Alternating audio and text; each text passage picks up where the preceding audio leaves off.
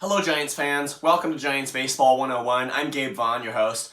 The Giants lost to the Yankees 6-0 yesterday, so they lose the series against the Yankees. The ending probably went contrary to a lot of your expectations. I know I got your hopes up quite a bit with telling you the Giants were going to come back and win it, and it's definitely disappointing, and I understand how everyone is probably feeling today, but I want to make the point that a lot of you are probably going to make a lot out of this first series. It was against one of the best teams in the game, although the Yankees, they never make it to being like the two or three best teams at the end of the season, but they still are a perennial playoff contender, and they're a really strong team, and I mean, it takes a lot to beat them. The Giants did that on Saturday in 9 innings, which ended with the Yankees having a ninth inning rally and getting runners on base. Just really scary. So I think, I know that you're probably feeling pretty down today about this, but I think that the best thing to do is to relax and realize that we still need to see a bit more, that the Giants could have a big whopping week. This next one, they could win like 6 out of their next 7 games. We just don't know. I think the answer here is just to wait and see. It is concerning Ross Stripling's performance. I mean, he's going to have to be better. He allowed 4 runs in 5 innings. It is possible, though, that if the bats can come to life, which in spring training the Giants really were able to present offense as being one of their strengths, and it was kind of sketchy on that because they don't really have a player who's supposed to be a superstar hitter. It's kind of more that everybody's solid, and they can get the bat on the ball, drive in runs, and hit for some occasional power too. And we saw it was just pretty hot on Saturday.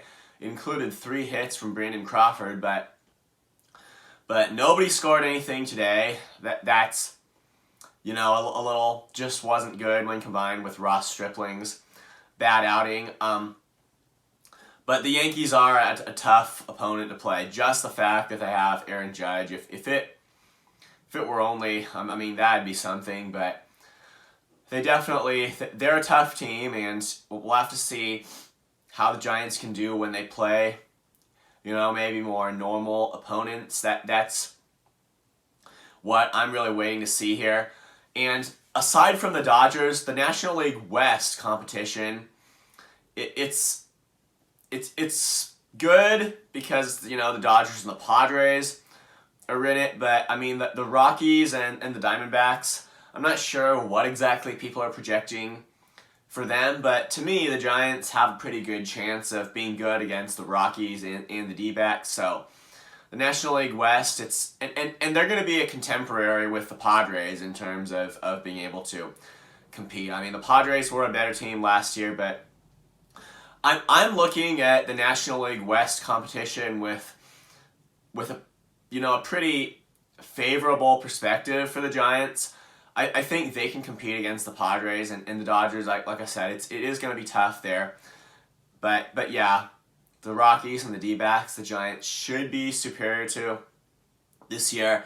So, just looking at that, I think that they can definitely survive in the National League West and the rest of the competition, and we'll just hope that their pitching and hitting and defense can match up in all of those areas. So the first series, it didn't end well with the Giants. They won 1 game, so it's not like they got swept. They are hanging in there, and that's a good thing. So just relax here. It's the Giants still have time. They can get great, and they're not wasting good pitching outings or anything. That much is for sure.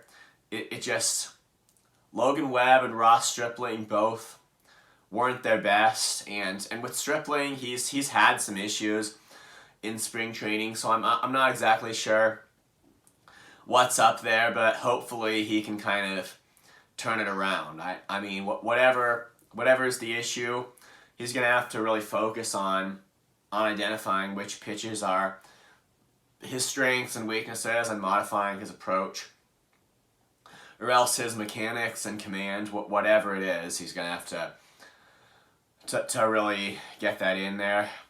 Sean Jelly pitched 2 innings. He gave up 2 runs. It didn't really matter at that point. I was kind of surprised to see him make the opening day roster, but it makes sense really because the Giants can benefit from working with another multi-inning pitcher. I think that's going to be one of their strengths, that their pitching, it just has so much capacity to go the depth and pitch multiple innings. That's what the Giants really plan on having as one of their strengths. I would say it's really, connecting the dots from that to the back end of their bullpen. If the Giants can mix all of that together to be just a good pitching staff, then that's going to be really valuable for them. So the Giants play the White Sox today. That they shouldn't be quite as tough of an opponent. I mean, the White Sox, I don't think they've been in the playoffs in a while. Maybe they did in 2020. I just don't remember, and correct me if I'm wrong, but they're a bit more, closer to the middle opponents. They're not great, I don't think, right now, and the Giants, we'll see if they can get the bats on and beat the White Sox. That'd be great. The Giants should have it a little bit easier here in this next series. So we'll see what happens there. The Giants still have time, again, to make the bats come to life. And like they did on Saturday, they're just going to need to have, I think, just a lot more days like that so they can get some wins on the board here in the month of April. So thank you for watching. This has been Giants Baseball 101. Please subscribe if you haven't. I'll be happy to answer any questions or comments that you might have, and I'll see you next time on Giants Baseball 101.